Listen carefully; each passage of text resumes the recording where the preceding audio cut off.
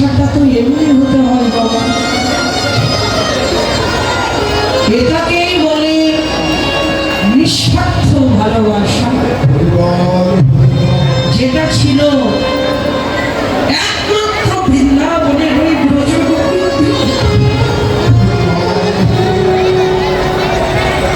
জগতে আমরাও তো ভগবানকে ভালোবাসি, আমাদের ভালোবাসা হলো স্বার্থে। ভগবানের চরণে দুটো ফুল দে, তুলসী দে, তার বিনিময়ে কি বলি, গোবিন্দ আমার শরীর ভালো রাখো, স্বামীর শরীরটা ভালো রাখো, ছেলেকে বড় একটা চাকরি পাইয়ে দাও, মেয়েকে ভালো জায়গায় সম্বন্ধ করিয়ে দাও। আমরা ভগবানকে ভালোবাসি শুধু তার থেকে নেবার জন্য, তার কাছ থেকে পাবার জন্য। কিন্তু ওই বৃন্দাবনের ব্রজগোপী হচ্ছে গোবিন্দকে ভালোবেসেছে। তাদের অন্তরে কোনো আত্মসুখ ছিল না। তারা ছিলেন কৃষ্ণ সুখে সুখী, কৃষ্ণ দুঃখে দুঃখী। এই জন্যই তো গোপীদের ভালোবাসা হলো শ্রেষ্ঠ ভালোবাসা। বৃন্দাবনে ভগবানকে ভালোবাসার হলো পাঁচটা ভাব। পাঁচটা ভাব গোবিন্দকে ভালোবাসার। কি কি? শান্ত, দাস্য, সখ্য, বাৎসল্য, মধুর। সর্বশ্রেষ্ঠ ভাব হলো মধুর ভাব, যেটা ছিল আমার বৃন্দাবনের ব্রজগোপী। কেন? অন্তরে প্রশ্ন জাগবে, সব ভাবের চাইতে মা যশোদা নন্দ মহারাজ পিতা মাতার ভালোবাসার চাইতে আর কোনো ভালোবাসা আছে? তাহলে মধুর ভালোবাসা শ্রেষ্ঠ ভালোবাসা কেন হলো? তার তো প্রমাণ আছে। সে অনেক কথা। গোবিন্দ যেদিন বৃন্দাবন ছেড়ে চলে গেলেন ওই যে শ্রীরামের অভিশাপ, যেদিন গোবিন্দ বিরজা সখীর মনের বাসনা পূরণ করতে বিরজার মনে গিয়েছিলেন, রাধারানী কারো মুখে শুনতে পেলেন গোবিন্দ বিরজার কুঞ্জে।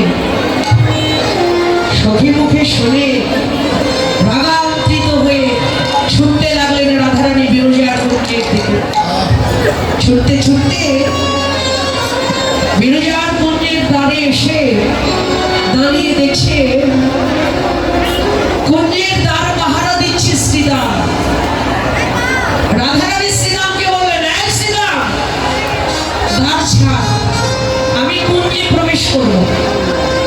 শ্রীরাম বলছে, শ্রীমতী দেখো, আমার সখার বারণ আছে।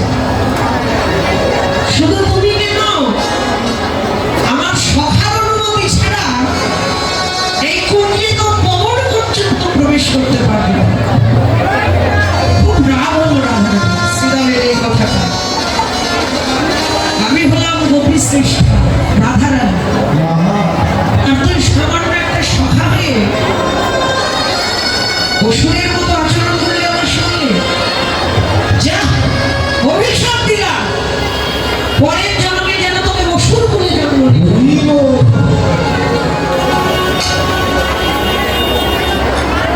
ওই যে শ্রীরাম রাধারানীর অভিশাপ প্রাপ্ত হলেন। কিন্তু শ্রীরাম বললেন, শোনো রাধে, আমি কোনো অপরাধ করিনি, বিনা অপরাধে তুমি আমাকে অভিশাপ দাও। আমিও যদি কৃষ্ণের সখা হয়ে থাকি, তোমাকেও তো আমি ছাড়বো। তুমি গোপী শ্রেষ্ঠ হয়েছ, তাতে কি হয়েছে? আমিও তোমাকে অভিশাপ দিলাম। কৃষ্ণ হলো জগৎ বল্লভ, সে হলো জগতের বল্লভ। এতটুকু সময় তাকে দেখতে না পেয়ে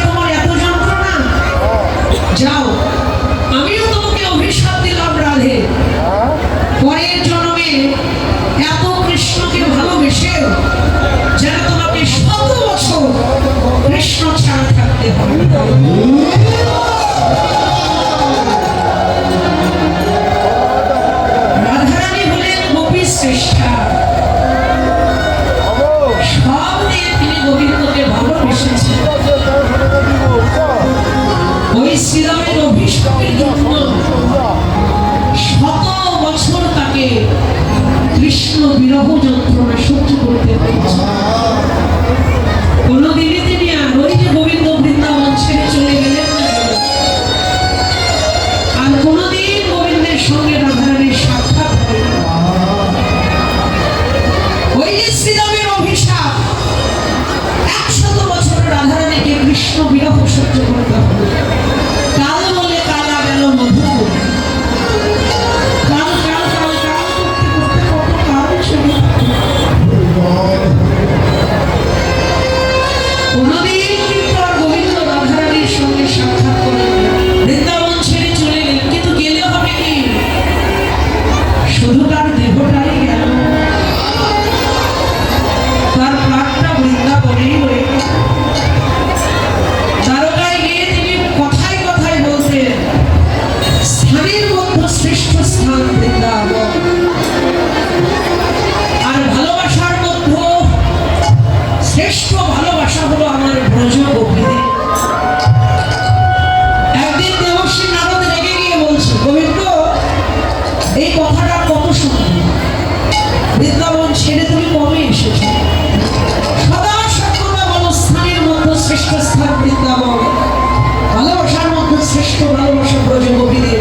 এই যে ত্রিভুবনের ভক্তরা তোমাকে ভালোবাসে, তাদের ভালোবাসার কি তোমার কাছে কোনো মূল্য নেই?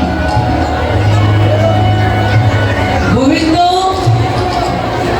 নারদের এই কথার কোনো উত্তর দিলেন। উত্তর না দিয়ে প্রত্যক্ষ প্রমাণ দেওয়ার জন্য তৎক্ষণাৎ একটা ভান করলেন। ভান করে বলছেন, নারদ আমার মাথায় খুব যন্ত্রণা গো, আমার মাথায় যন্ত্রণা, আমার হয়েছে শিরোপীড়া ব্যাধি। কোন ভক্ত যদি আমাকে চরণ ধুলি দিতে পারে, তবেই আমি এই ব্যাধি হতে মুক্তি পাব। যাও আমার স্ত্রীগণের কাছে যাও। ভগবানের এই অবস্থা দেখে নারদ মুনি ছুটতে লাগলেন ভগবানের স্ত্রীগণের কাছে। রুক্মিণী, সত্যভামা আর যত সবাইকে গিয়ে বলছো, প্রভুর হয়েছে শিরোপীড়া ব্যাধি, তোমরা একটু চরণ করে দাও। ভগবানের স্ত্রীরা বলছে, দেবশ্রী আপনার কি মাথা খারাপ হয়েছে? যিনি হলেন ঐশ্বর্যপূর্ণ ভগবান, যার বিনা অনুমতিতে জগতে গাছের একটা পাতা নড়ে না, তাকে দেব আমরা চরণ ধুলি? আরে ভগবানকে চরণ ধুলি দিলে তো আমাদের নরকেও জায়গা হবে না। কেউ দিলেন না চরণ ধুলি। নারদ ছুটতে লাগলেন স্বর্গের দিকে, দেবতাদের কাছে। দেবতারাও দিলেন না। মরতে গেলেন, পাতালে গেলেন, ত্রিভুবন ঘুরলেন, কে দেবে ভগবানকে চরণ ধুলি? ছুটতে ছুটতে নারদ এলো ভগবানের কাছে, প্রভু কোথাও তো চরণ ধুলি পেলাম না। সব জায়গায় গেছো নারদ, একটা জায়গা বাকি প্রভু। সেটা কোন জায়গা? বলছে সেটা বৃন্দাবন। বৃন্দাবনে কেন গেলে না নারদ? বলছে বৃন্দাবনে গিয়ে কি হবে? যেখানে কতগুলো গোয়ালারা বাস করে, স্বর্গের দেবতা যারা, তারা তোমাকে চরণ ধুলি দিতে সাহস পায়নি। আর ওই বৃন্দাবনের গোয়ালারা দেবে তোমাকে চরণ ধুলি? গোবিন্দ আরো ভান করল। নারদ তাহলে বুঝে আমার আর প্রাণে বসাও ও নারদ, কেউ তো আমাকে চরণ ধুলি দিল না। দেখো তো তুমি বৃন্দাবনে যাও, দেখো তো ওই ব্রজ গোপীরা আমাকে কৃপা করে কিনা। ভগবানের এই ভাব দেখে নারদ ছুটতে লাগলেন বৃন্দাবনের দিকে। ছুটতে ছুটতে ব্রজ গোপীদের ডেকে ডেকে বললেন, হে ব্রজ গোপীমা, গোবিন্দের হয়েছে শিরোপীড়া ব্যাধি।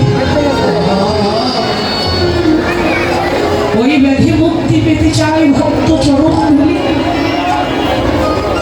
গোপীগণ বেরিয়ে বলছে, দেবশ্রী গোবিন্দের ব্যাধি মুক্তি পেতে চরণ ধরেছে। কত চরণ ধুলি লাগবে গো? কোথায় দেব চরণ ধুলি? কত চরণ ধুলির দরকার? নারদ বলছে তোমাদের নরকে যাওয়ার ভয় নাই। গোপীগণ বলছে নরক কেন? আমরা হলাম কৃষ্ণ সুখী সুখী, আমরা কৃষ্ণ দুঃখে দুঃখী। কৃষ্ণ দুঃখে দুঃখী। ভগবানকে চরণ ধুলি শুধু নরক কেন? নরকের চাইতেও যদি কোনো নরক থাকে সেখানেও যদি আমরা প্রস্তুত। ভগবানের প্রতি এই ভক্তি দেখে, গোবিন্দের প্রতি এই ভালোবাসা দেখে নারদ মুনি নিজেই লুটিয়ে পড়লেন ব্রজগোপীদের চরণ তলে। চরণতলে তোমরাই ধন্য গো, তোমাদের ভালোবাসাই ধন্য। হে গোপীগণ, গোবিন্দকে চরণ ধুলি দেবার আগে তোমাদের চরণ ধুলি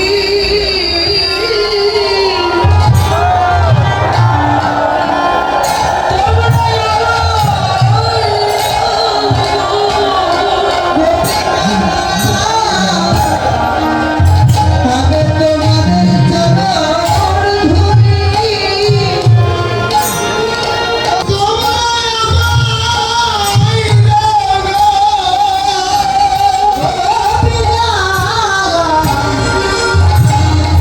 তোমাদের চরণ ধুলি।